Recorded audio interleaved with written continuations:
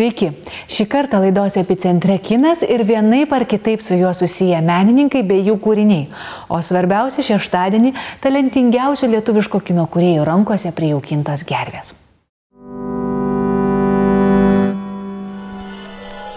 Gegužės 11. Teatro arena. Sidabrinės gervės skrydis į lizdą to, kuris labiausia nusipelnė būti šio paukščio globėju. Skulptoriaus Audriaus Liaudansko išlieta grakštaus paukščio statulėlė, simbolizuojanti kine ir televizijoje gervę vadinamą įrankį, skirtą filmuoti judančią kamerą, šiemet 6. kartą sublizgo iškiliausiųjų delnuose. Lietuvos kino ir televizinio kino apdovanojimai Sidabrinė gervė yra vienas svarbiausių kultūrinių projektų Lietuvoje. Ši iniciatyva sujungia visas kinematografų gildijas. Šių metų Sidabrinėse gervėse daugiausia dėmesio sulaukė Kristinos Buožytės antrasis pilnametražis filmas Aurora. Jame pasakojama apie mokslinį eksperimentą, kurio pagrindas – informacijos perdavimas neuroniniu lygmeniu. Aurora – nuotykinė fatališkos meilės istorija, perteikta per psichologinį techno-trilerį. Vykdydamas sudėtingą mokslinį eksperimentą jaunas, bet santūrus vyras patiria stulbinantį nuotykį komos būsenos moters galvoje. Išlaisvinęs instinktus bei užslopintas fantazijas, jis pradeda lėtą metamorfozės procesą. Ši Kristinos Buožytės juosta buvo nominuota 8 Sidabrinės gervės kategorijose ir pelnė net 7 statulėles. Aurora – geriausias ilgametražis vaidybinis kino filmas. Metų scenarijus – Kristina Buožytė ir Bruno Samper. Geriausi metų aktoriai – Auroroje vaidinė Jurga Jutaitė ir Marius Jampolskis. Metų kompozitoriaus darbas – Peter von Poel muzika, geriausias operatorius – Feliksas Abrukauskas, o metų režisierė – Kristina Buožytė. Džiugu ir labai gera, superinis jausmas, nes iš tiesų mes labai daug dirbome ir visa komanda labai stengiasi ir kaip nesinori taip kiekvieną kartą sakyti, bet šis filmas buvo įmanomas atsidavimo dėka, visos komandos atsidavimo dėka, tai dėl to aš dabar labai džiaugiuosi už mus visus. Norėjau padaryti tokią atvirą, drąsią, pašėlusią istoriją, nuotykį, kuris kalbėtų apie poros santykį drąsiai, intymiai. Labai gera, kad visi susirinkę žmonės, su kuriais teko dirbti prie vienų ar kitų projektų, kažkaip tai gera matyti juos gerai nusiteikusius. Ta prasme, kažkaip čia ne apie statulėlę, čia apie atmosferą. Tai buvo kažkoks pastovus ekstremalumas būti ten filmavimo aikštelėje ir nekalbant apie tai, kad ir nuogų scenų iš tikrųjų daug, bet ta prasme tai buvo tik tai maža dalis tų sunkumų. Tas nuogumas jisai buvo gal daugiau toksai kažkaip moralinis, nes kamera melą jaučia, o kai reikėjo kažkaip atsiduoti kraštutiniam emocijom, tai reikėjo jas tiesiog išgyventi. Ir reikėjo save labai daug provokuoti. Geriausiu ilgametražiu metų dokumentiniu filmu pripažintas režisieriaus Jokūbo Viliaus Stūro Sapnuoju, kad einu. Labai susijaudinęs, padėkojau Dievui ir į tą savo padėką sudėjau visas pavardės, vardus ir Lietuvos ir visos Europos žmonės, kurie padėjo man tą filmą padaryti. Labai svarbu, kad šitas filmas vis tik tai pasiekė jūros paviršių, išnėrė iš gelmių ir jį pamatė žmonės sėdintys krante, galime taip pasakyti, kaip žinutė už buteliuko apiplaukusi pasaulį. Ir džiugu vis tik tai, kad kartu su gerve ir su nominacijomis padidėjo dėmesys filmui, buvo sukeltas, aišku, tokiamis priemonėmis. Ir žmonės pasižiūrėjo filmą. Šiais laikais, kai informacijos tiek daug, sunku iš tikrųjų paaiškinti, kad verta nueiti filmą. Sužinoję apie nominacijas, jie džiaugiasi, kad jie pamatė tą filmą. Metų geriausias trumpametražis dokumentinis filmas Liza namo. Geriausias trumpametražis vaidybinis kino filmas Plaukikė. Geriausias metų televizijos filmas KVDT Ateinu. Metų geriausio profesinės meistrystės darbo kategorijoje įvertinta Agnė Rimkutė už kostiumų kūrybą kine. Geriausio studento darbas Sidabrinis kiaušinis atiteko Užribiui. Metų geriausias animacinis filmas Kaltė. Už geriausią epizodinį aktorės vaidmenį apdovanota Gabija Jaraminaitė Ryškuvienė, o geriausiu epizodiniu aktoriumi pripažintas Giedrius Savickas. Sidabrinės gervės padėkos simbolis atiteko norvegų operatoriui Odui Geiraseteriui, o auksinė gervė už viso gyvenimo nuopelnus lietuviškam kinui apdovanotas operatorius Jonas Tomaševičius. Man liko tik tai tokios geros nuosėdos. Geras toks jausmas, dėl kurio aš visą gyvenimą praleidau laimingai. Aš dėkingas visiems, aš dėkingas savo šeimai, tiem žmonėm, kurie patikėjo tos darbus man filmuoti. Jie nelengvai klojosi, bet šiandieną yra puikiai diena. Yra pradžia, yra ir pabaiga. Tai yra kelio pradžia ir kelio pabaiga. Bet ne visai dar pabaiga. Yra dar daug džiaugsmo, daug. Sidabrinės gervės apdovanojimai skirti skatinti, plėtoti ir motyvuoti Lietuvos filmų kūrimą, kasmet pagerbiant iškiliausius bei labiausiai pasižymėjusius šalies kino kūrėjus. Šis projektas jau tapo ne tik kultūrinių pramoginių renginių kinematografams bei žiūrovams, bet ir edukacinių projektų visiems Lietuvos gyventojams. Sidabrinė gervė, rinkdama metų geriausius, tikisi, kad vis daugiau žiūrovų kasmet iš naujo atras ir pamėgs lietuvišką kiną, kuris europietiškėja, jaunėja bei tobulėja.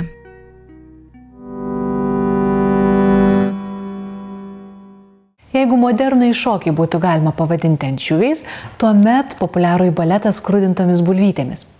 Praėjusią savaitę Liksotės prisiragavę gurmaniškų šokio patiekalų, šį kartą duoklę atiduodame šokėjams, kurie viliojo įspūdingą patirtimi, žadėdami greičiausiai teatre prabėgsiančias 2 valandas.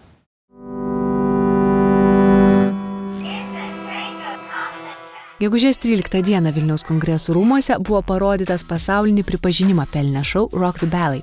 Energija pulsuojantis reginys, garsios amerikiečių trupės Bad Boys of Dance kūrinys, kuris Lietuvoje buvo pristatytas pirmą kartą. Artistams techniškai nepriekaištingai įgyvendinant unikalius choreografinius sprendimus, skamba Queen, David Bowie, George Michael, Lenny Kravitz, Justin Timberlake, The Black Eyed Peas, U2, Coldplay ir daugelio kitų populiarių atlikėjų muzika. Rock the Ballet sudedamosios dalys – baleto technika, gatvės, hip-hopo, džiazo ir modernusis šokis. We get to dance classical moves along with modern moves, along with jazz moves, along with all of these different genres of dance, all in one within like an hour and a half to like great pop music. We definitely want it to kind of bring out the next generation of dance. Vilniuje pasirodžiusios trupės narių biografijos įspūdingos. Šie artistai yra šokę su Madonna, Rihanna, Princu, Destiny's Child, Florence and the Machine ir kitomis muzikos garsenybėmis, laimėję daugybę šokio konkursų, filmavęsi populiariuose reklamos klipuose, apdovanojimų ceremonijose ir kino juostose. We have a really great cast of 14-16 people and it changes every time we dance and we get to kind of grow partnerships and different things with each other, and so that makes it interesting every night. If someone does something different, then we react different. So it's a great group. Viskas prasidėjo 2007-aisiais, kai žinomas Jungtinių Amerikos valstijų šokėjas ir choreografas Rasta Thomas nusprendė sukurti naują su niekuo nepalyginamą spektaklį, kuris viliotų ir klasikinių šokių besidominčią auditoriją ir jaunimą. Tuo metu jam buvo 26, tačiau šokėjas jau tada buvo vadinamas superžvaigžde.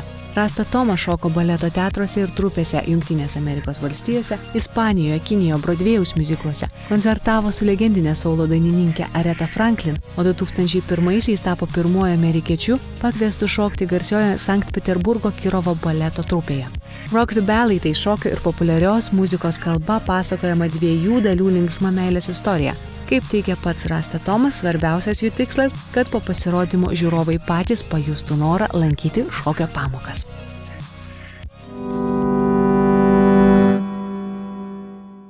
Pokalbis su albumą Breaking the Line ką tik pristačiusi Jurga Šeduikytė apie pokyčius, tikėjimą, laiką ir sukrečiantį išprotėjusį kiną bei gyvenimą, iš kurio ir gimsta jos kūriniai.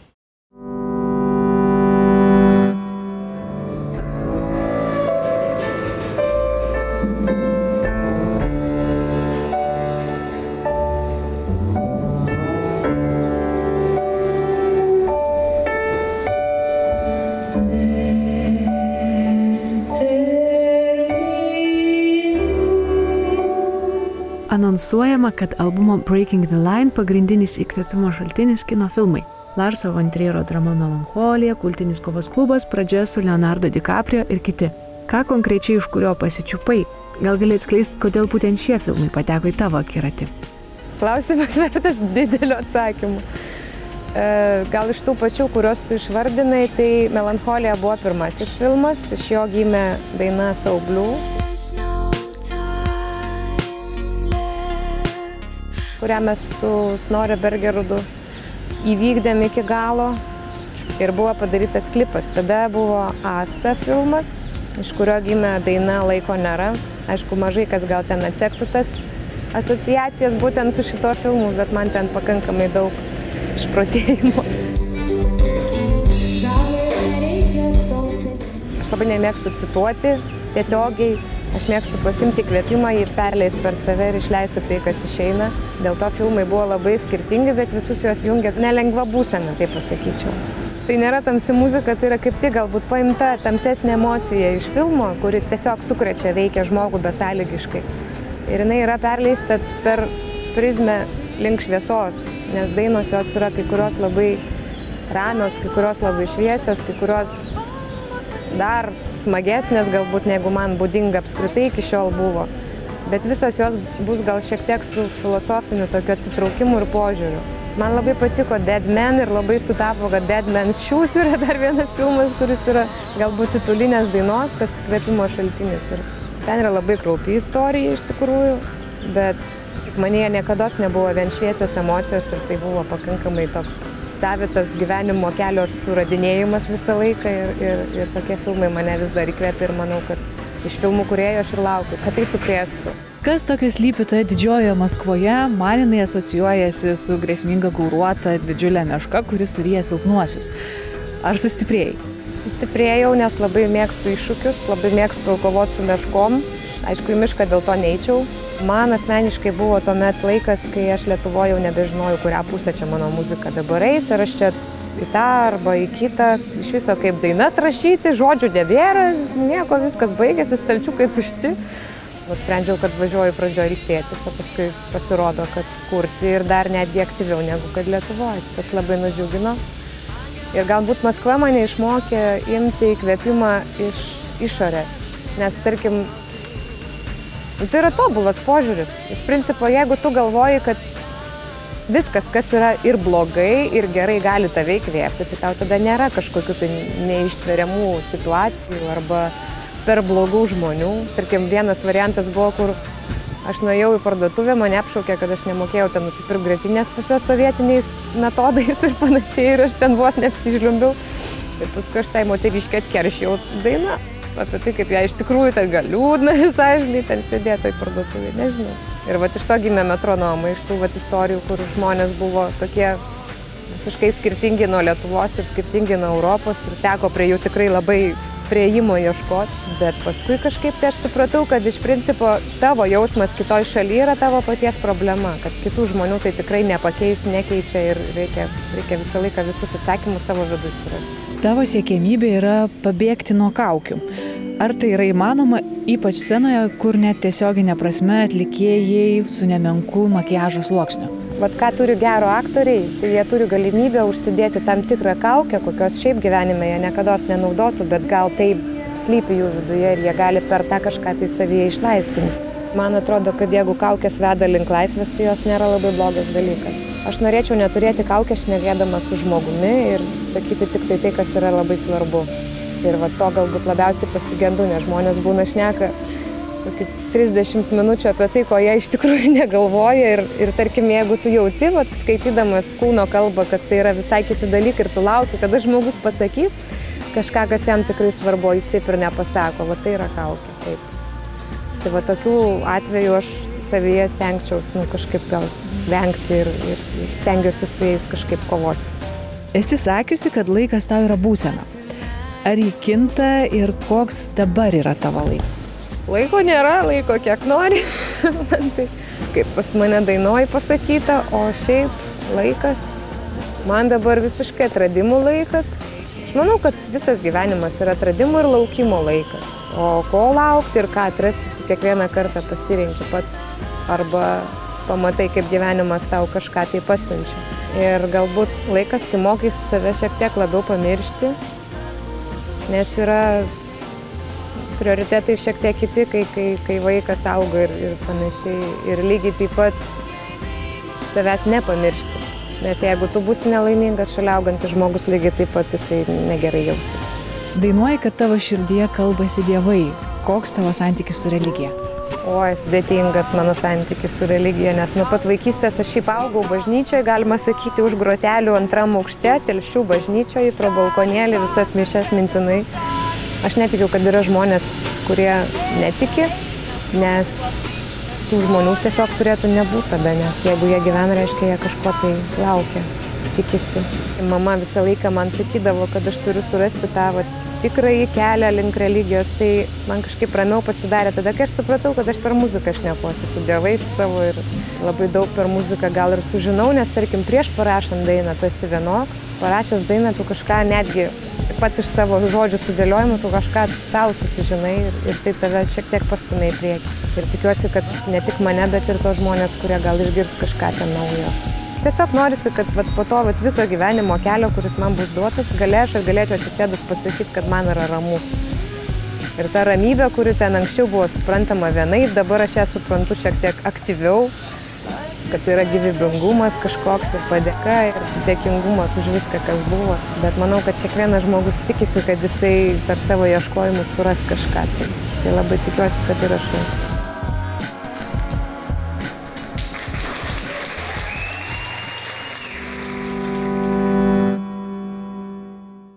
Įvertindamas bei žavėdamasis tiek žmogiškosios prigimties, tiek meno kūrinių nestabilumu, režisierius Jokūbas Vilius Tūras, laviruodamas tarp žiemos ir pavasario, fiksuoja savo mėgstamiausiosius čia ir dabar, būtent gegužės 13 dieną.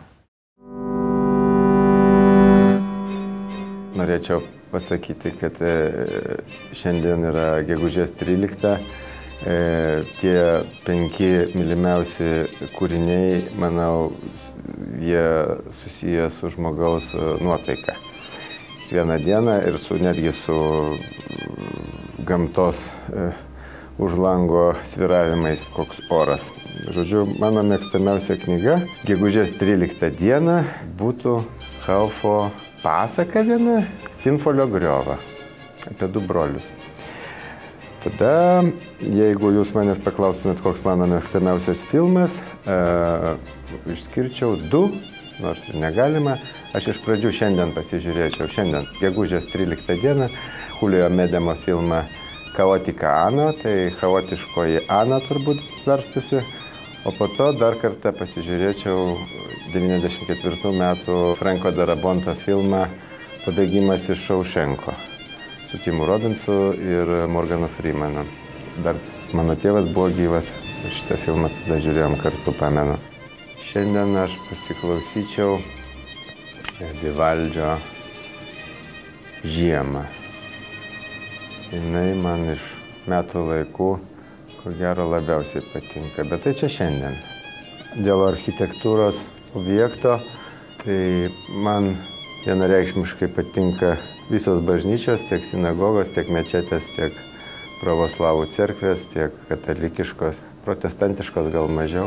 O šios dienos mano architektūros objektas būtų Pizos bokštas.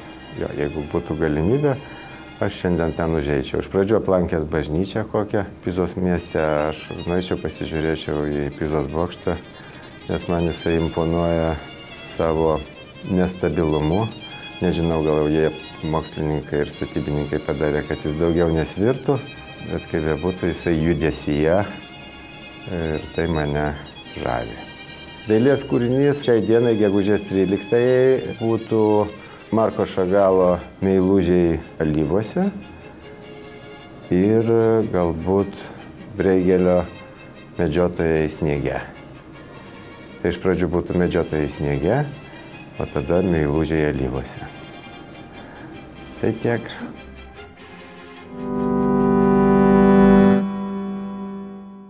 Šį kartą tiek, o kitoje laidoje kalbėsime apie meną įkvėptą ir dedikuotą lietuvių kultūros klasikams. Iki.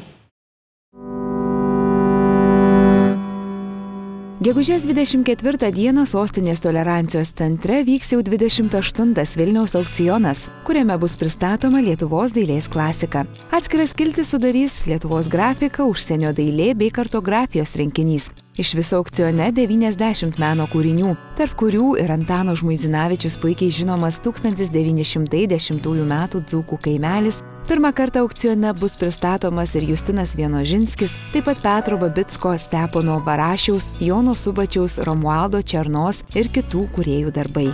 Istorijos puoselėtojams skirta aukciono kartografijos skiltis, kurioje pristatomi istoriniai atlasai bei žemėlapiai.